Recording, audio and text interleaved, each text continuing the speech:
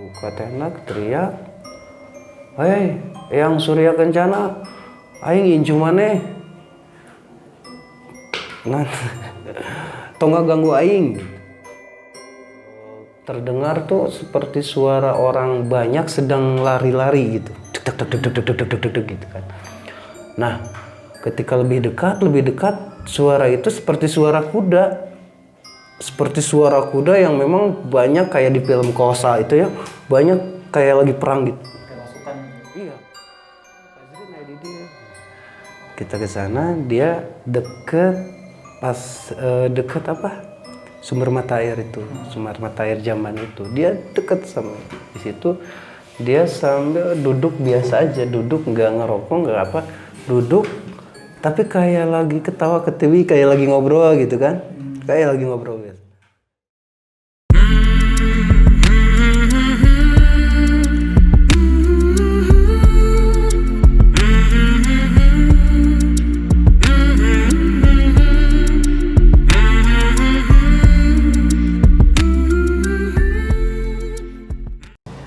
Assalamualaikum warahmatullahi wabarakatuh. Waalaikumsalam warahmatullahi wabarakatuh.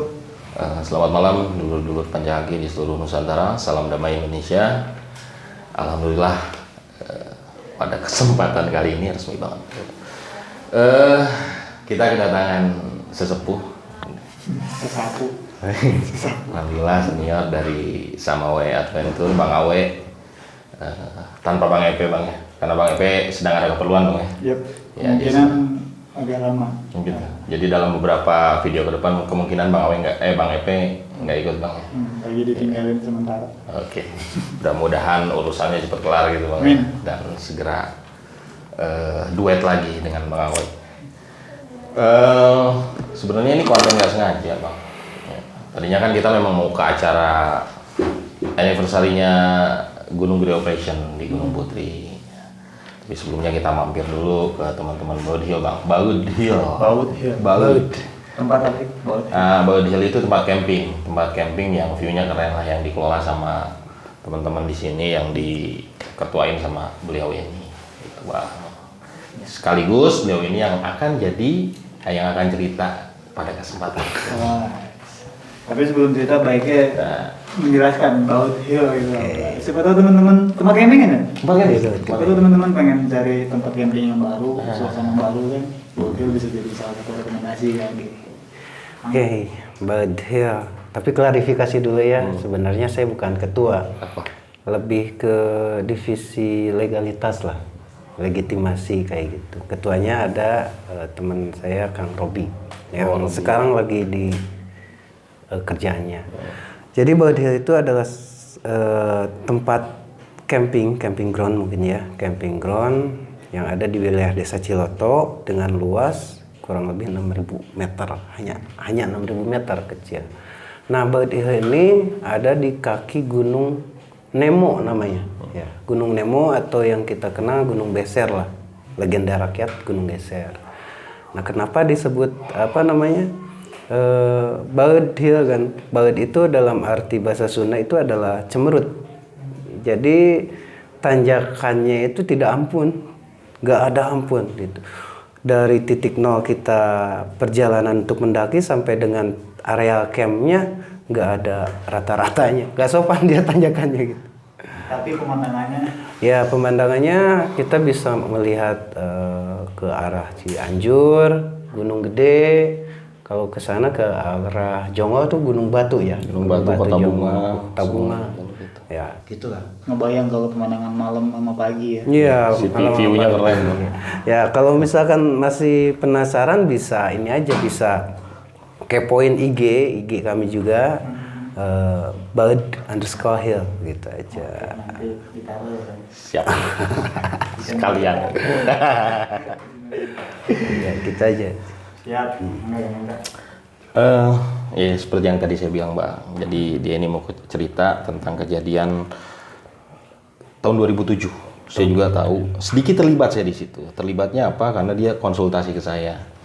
Waktu itu kalau bulannya saya juga lupa. Yang pasti saya ingat itu karena memang dia bukan minta izin, konsultasi mau naik pada bulan Sapar kalau orang Sunda bilang, bulan Suro Bang.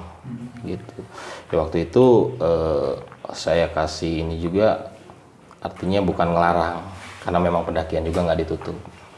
Ya kalau bisa nantilah diundur sedikit. Bukannya kita percaya ini itu Bang ya, ya lebih ke menghormati aja waktu itu. Jadi kan kalau memang di kita di sini mitos masyarakatnya itu percaya kalau bulan Suro itu kan sedang hajatan katanya. Jadi hajatan entah itu ngebesan dari sini ke Ciremai atau dari Ciremai ke sini gitu Bang. Seperti itu. Cerita yang berkembang di masyarakat seperti itu. Nah, waktu itu mereka naik sih, naik. Ngeyel. Tetap naik, tapi ya biar dia cerita dulu lah. Ya, langsung cerita lah, dia cerita sendiri. Langsung cerita. Boleh Kang dikenalin dulu. Kenalin dulu lah. Dikenal. Oke, nama saya, nama asli sih ya, nama asli Anwar ya, Anwar aja. Kalau nama panggilan biasa teman-teman memanggil saya Aming. Aming. Iya, Aming kayak pelawak. Itu. Jadi kejadiannya di tahun 2007, tepat bulannya saya juga lupa, bulan Masehinya, cuman bulan Hijriahnya itu Syuro ya. Karena memang di wilayah kami, kaki Gunung Gede Pangrango lah itu ya, ada kepercayaan bahwa ketika bulan-bulan itu adalah bulan-bulan yang tadi disebutkan oleh Kang Indra, sakral lah gitu ya, ada mistisnya. Nah kita penasaran ada apa sih sebenarnya kan gitu ya, penasaran. Maklum lah waktu itu masih muda juga, kita penasaran. Akhirnya saya konsul dulu nih ke Kang Indra, karena memang sampai dengan saat ini ketika mau naik gunung manapun saya konsul ke beliau kan ya, gunung ini gimana. Nah, konsul, dia menyarankan untuk tidak mendaki. Waktu itu bertepatan hari Kamis ya kan, kalau nggak salah, saya ingat harinya. Hari Kamis, beliau bersikukuh untuk tidak mengizinkan atau tidak menyarankan untuk kita camp.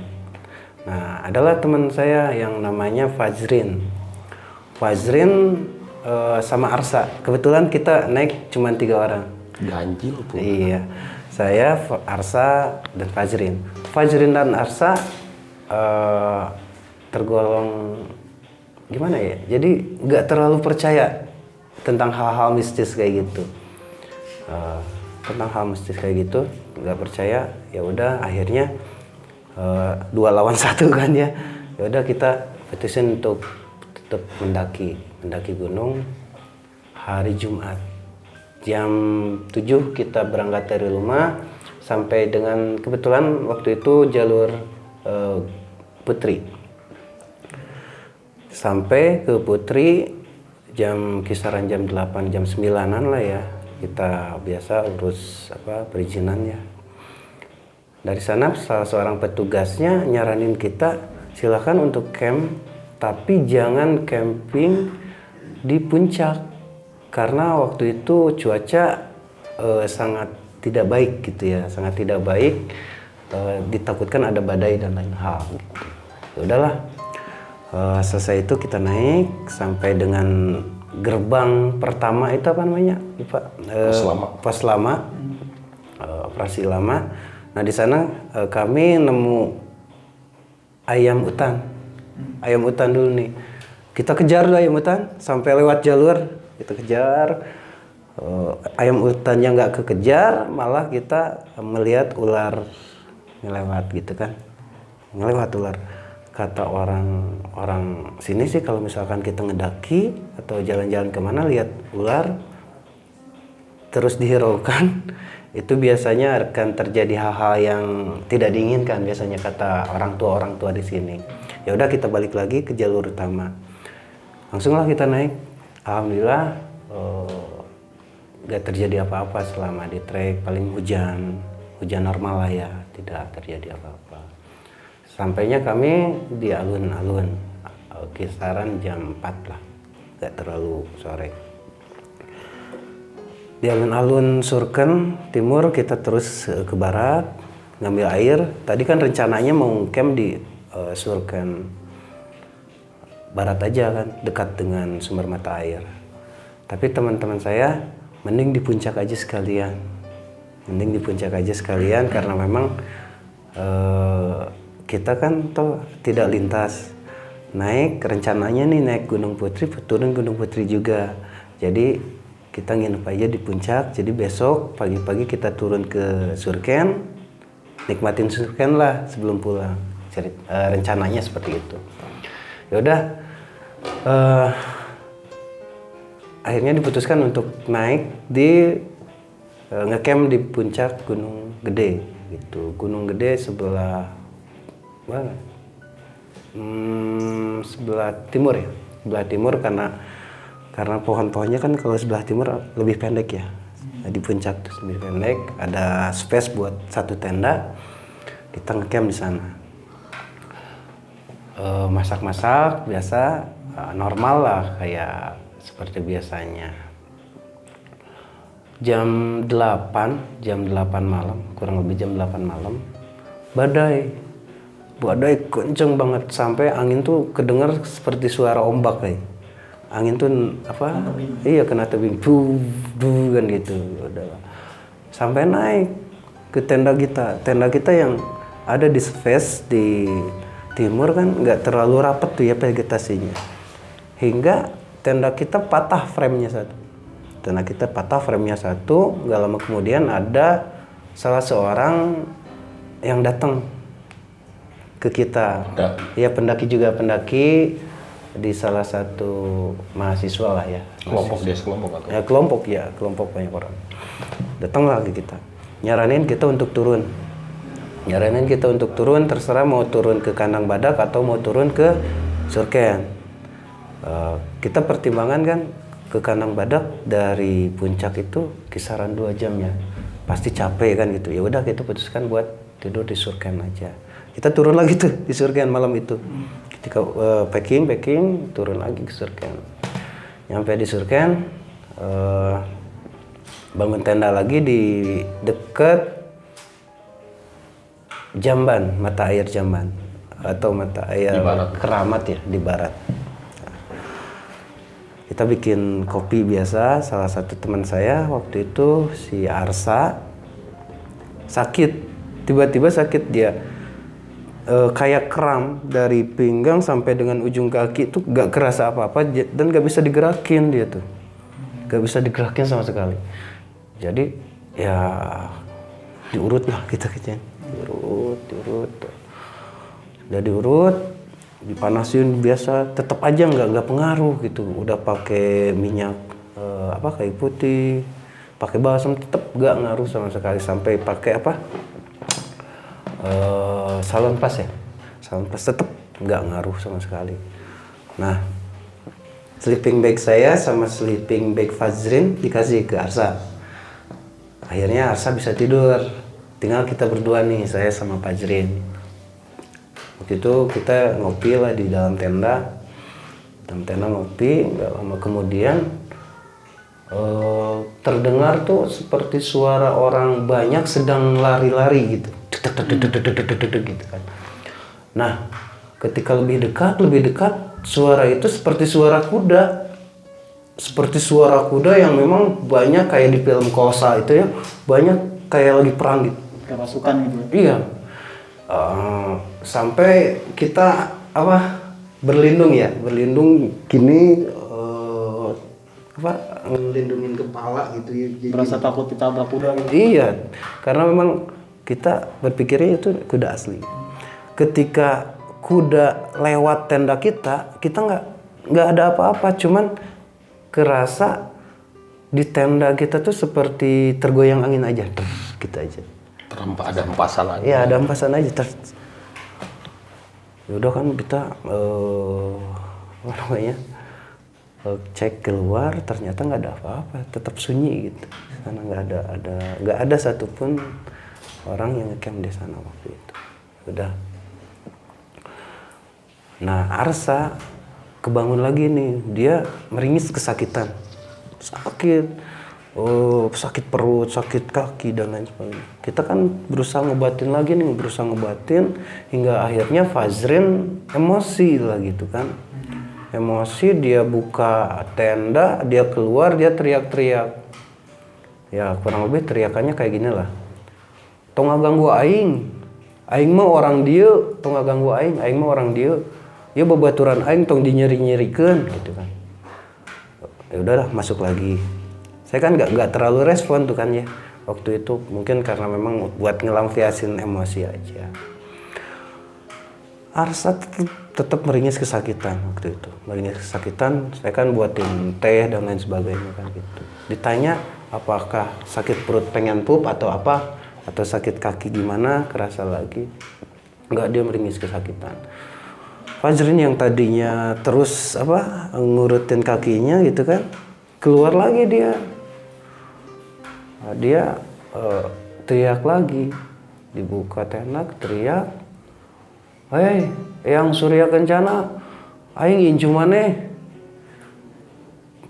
Nah, tonga ganggu aing gitu. Sampai gitu ngerasa bahwa Fajrin sudah memang di luar di luar normal. Langsung dimasukin ke tenda oleh saya kan, dimasukin ke tenda.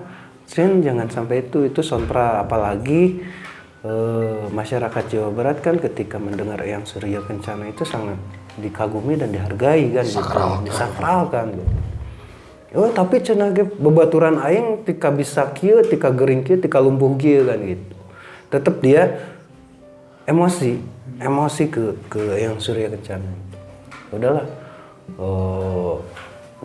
Janganlah gitu kan, jangan sampai berkepanjangan. Akhirnya Fajrin bisa sadar juga, bisa tenang emosinya ketika si Arsa udah mulai baikan. Udah dibuatin teh, udah diminum, bikin air panas ke botol ya, ke botol. Taruh perut. Alhamdulillah udah baikan. Tidurlah kami. Tidur nggak ada apa-apa lagi nih, tidur. Sampai kisaran jam 3, kurang lebih jam 3, Arsa ngebangunin saya. Ming, bangun. Si Fajrin gimana kan gitu kan. Fajrin. Pas dilihat di tenda cuman memang kita berdua. Fajrin mana? Saya cari ke arah timur, Arsa cari ke arah barat dengan si Arsa udah bisa jalan lagi waktu udah bisa, dia udah bisa walaupun masih tertati-tati, masih kaku, kayak kaku. Si Arsa ke sana. Dengan catatan kita saling memberi kode suara gitu kan, kode suara. Takutnya jam 3 ya dini hari kan, takutnya masih gelap, takutnya kita kesesar semuanya kan gitu. Kita bagi dua, tetap kita bagi suara, kode suara aja terus hingga akhirnya Arsa, si Fajrin tadi dia gitu kan. Langsung saya ke barat. Fajrin lagi, itu jam 5. Di jam 5. Jadi jam 3 itu Arsa ngebangunin saya. Udah ngebangunin, Fajrin kemana? Saya kira kan mungkin lagi pup. Ya udahlah tidur lagi jam 5, Arsa ngebangunin lagi. Fajrin belum pulang. Khawatir kan? Barulah yang tadi disebar saya ke timur dan Arsa ke barat. Gitu. Nah, ketika Arsa panggil saya, Ming, Fajrin ada di dia. Kita ke sana, dia deket sumber mata air zaman itu. Dia deket sama di situ. Dia sambil duduk biasa aja, nggak ngerokok, nggak apa, duduk. Tapi kayak lagi ketawa ketiwi, kayak lagi ngobrol gitu kan, kayak lagi ngobrol biasa. Nah kan kita nggak enak nih. Lagian itu masih subuh juga kan. Dibawa lah Fajrin ke tenda oleh kita tuh. Di tenda kita nggak tanya apa-apa karena memang takutnya kita terjadi hal yang lain dan kita pun sudah ngerasa memang ketakutan. Dengan suara kuda saja kita mental sudah hancur lah waktu itu. Tapi banyak yang ngecamp waktu itu. Waktu itu kebetulan nggak ada yang ngecamp. Sepi, jadi hanya tenda. Iya, yang tadi yang dari salah satu organisasi mahasiswa ngecampnya di Kanang Badak dia. Nah. Kita nggak cerita apa-apa, kita cuman diam-diaman bertiga nungguin agak terang. Udah agak terang kita packing, makan dulu tuh, makan, masak, packing, kita turun. Turun kita berpapasan dengan pendaki. Gak tahu orang mana, cuman dia bahasa Sunda sih. Turun Kang gitu kan, berpapasan di jalur apa timur ya. Ketika jalur timur, ketika mau turun Kang, iya Kang kan. Opatan wae, maksudnya berempat aja. Duluan Akang gitu kan. Apa? Saya kira orang itu bercanda kan gitu ya. Duluan Kang kan. Ya udah duluan. Biasa tegur sapa kan biasa antar pendaki. Ya turunlah. Turun sampailah kita di Simpang Maleber. Oh jadi turun lewat Putri lagi? Putri lagi, sesuai dengan rencana aja. Kita turun Simpang Maleber. Masih pagi itu, paling jam 8-an, jam 9. Nah ketika lihat Simpang Maleber kan agak terjal gitu ya. Kudu nanya gitu. Kalau lewat jalur normal ya kan. Nah Fazrin nyaranin kita untuk kiri. Ke arah kiri karena memang pada akhirnya kita akan ketemu di trek juga nantinya. Itu kan kata dia seperti itu. Ya udah kita ke kiri lah. Kiri aja terus kiri sampailah kita di tempat yang memang asing buat kita. Itu bukan jalur pendakian. Bahkan tidak ada trek sama sekali di sana. Tidak ada jalur pendakian. Nah kita mulai agak sedikit panik nih. Tapi kita tetap berjalan sambil cari-cari trek, balik lagi cari trek gitu kan. Nah, sampai gak kerasa sampai jam 5 sore kita masih cari trek untuk kembali. Kita masih jam 5 sore. Masih di daerah Simpang Maleber. Iya, masih di daerah Simpang Maleber. Ya udahlah, kita putuskan buat camp di sana. Camp ada space buat satu tenda, kita camp di sana. Karena memang waktu itu saya belum punya headlamp, belum bawa senter juga nggak bawa, cuman bawa itu lampu badai aja yang kami bawa. Nggak safety lah, lampu badai. Ya udahlah, karena memang ketika malam takutnya di jalan kita lebih nggak kontrol kan gitu, kita nge-trek. Ya udah, kita nge-camp di sana. Saya sama Fazrin tidur, Arsa dia karena memang diantara kita bertiga waktu itu yang ngerokok itu cuman Arsa, dia ngerokok dulu nih. Ngerokok di tenda kan, di tenda tapi dibuka itunya, service lightingnya dibuka. Oh iya bang, tadi waktu di Surken si Fazrin itu yang sendirian itu ketika di bawah tuh dia cerita bahwa dia melihat dia lagi diskusi sama wanita cantik di sana. Di bawah tuh pada saat ngecamp. Enggak, di bawah kita udah sampai permukiman lah. Kita udah selesai ngecamp, kita di bawah kita review kan. Oh berarti ini malam kedua ngecamp di Maleber. Iya. Aman. Belum sih, belum aman. Lanjut Maleber dulu. Lanjut Maleber dulu, oke. Di Maleber saya sama Fazrin kita tidur nggak? Tidur lah, karena memang udah lelah, capek, udah makan, tidur. Nah tidur, si Arsa, kata si Arsa nih waktu di bawah nyeritain, si Arsa ngelihat dua orang pendaki ngelewat ke tenda. Terus, saling tegur sapa dia, Kang naik, ya, Kang ngecamp di sini, nuhun gitu kan ya, enggak sadar atau enggak ngeh bahwa dia si Arsa ini sedang tersesat, enggak ngeh sama sekali. Ya udahlah, berlalu lah si dua pendaki itu berlalu. Kita tidur, pas paginya kita bangun udah agak terang, kita rencana mau trek. Ketika kita packing, buka tenda, ternyata kita tidur di camp tebing. Pinggir tebing. Kalau kita space-nya paling 2 meter lah dari tenda kita. Space 2 meter tebing. Nah, ya udahlah kita lipat. Arsa cerita yang tadi semalam saya ketemu pendaki kan gitu ya, ketemu pendaki katanya ke arah sana. Ya udah, kan kita langsung marahin Arsa tuh. Kenapa kalau misalkan memang ketemu pendaki, kenapa nggak minta pertolongan waktu itu kan? Ya udah, marahlah kita ke si Arsa. Tapi ya udahlah, jangan marah kan. Kita trek aja. Sebelum trek ada satu pohon yang saya ikat pakai tali rafia. Kita trek.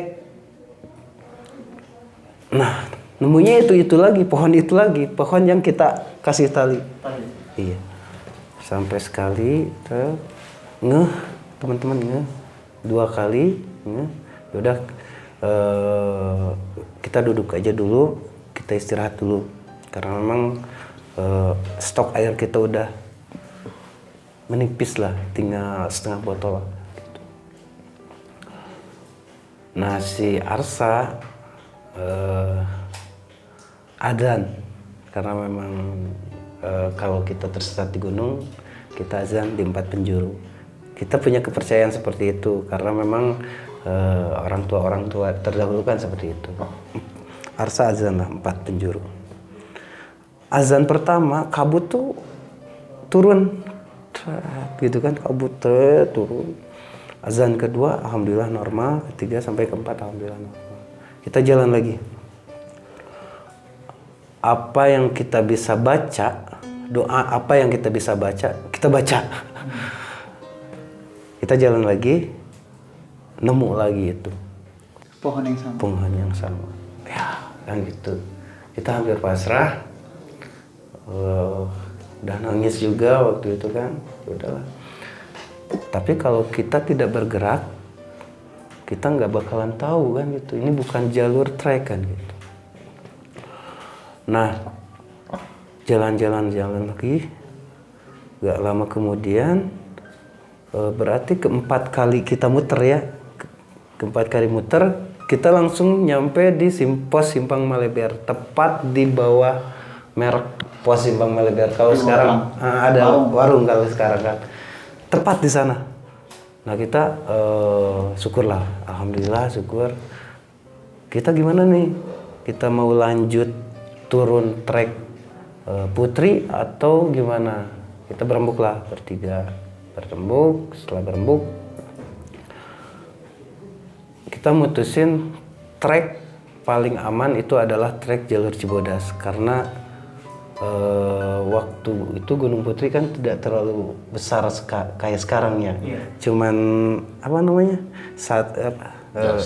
Jalan setapak aja.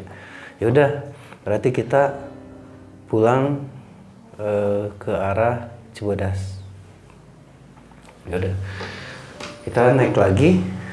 Itu yang mutusin rembukan atau? Rembukan karena memang jalur menurut kami bertiga jalur paling aman itu adalah jalur Cibodas. Karena kita memang agak sedikit trauma juga ketika harus menelusuri jalur Putri. Ya udah. Naik lagi ke Surken, langsung ke puncak, turunlah ke Cibodas sampai Kanang Badak tuh udah agak gelap. Kanang Badak, turun lagi. Stok beras kita cuman tinggal setengah gelas gini lah. Setengah gelas gini, kita masak di pos Kanang Batu. Masak dulu nih, kita makan dulu. Alhamdulillah selesai lah makan, tapi kita terus turun karena memang kita nggak nemu pendaki di sana. Gak menemu pendaki lain karena memang kita udah kehabisan logistik ya. Kita harus langsung turun. Nah si Arsa ini kalau misalkan gak kuat kita ngecamp aja di pos Panjancangan katanya gitu. Pos Panjancangan dianggap sudah dekat dan paling aman katanya gitu ya. Ya udahlah, kita selesai makan, packing. Si Fajrin kan nggak ngerokok waktu itu. Dia minta rokok ke si Arsa. Aing yang ngerokok. Ngerokoknya tuh kayak orang gimana nih? Gitu. Jadi nggak ada istirahat kan kalau ngerokok kayak gitu. Dinikmati. Ini kok pas. Hampir 3 batang tuh kayak gitu. Rokoknya rokok putih ya. Jadi cepat habis. gak batu, gak apa gitu kan. Nah, ya udahlah, saya udah mulai udah mulai curiga tuh ya, ada apa ini kan gitu. Udah kita tetap harus turun, bermodalkan lampu badai, ngelewatin jalur air panas. Selesai ngelewatin jalur air panas, pos pemandangan, si Fazin kayak kesurupan. Ada suara yang memanggil-manggil Fazrin waktu itu. Saya yang dengar. Jadi almarhum pernah cerita, jadi memang ketemu cantik katanya, cantik terus gambarannya seperti apa? Nggak pakai mahkota bang, cuman dia disanggul. Ya, disanggul terus, aduh, gue jadi merinding. Pakaiannya itu pakaian Sunda gitu lah, kebaya gitu, kebaya. Itu aja, segitu aja sih. Teman saya punya warung itu, dia memakai flanel kotak-kotak merah.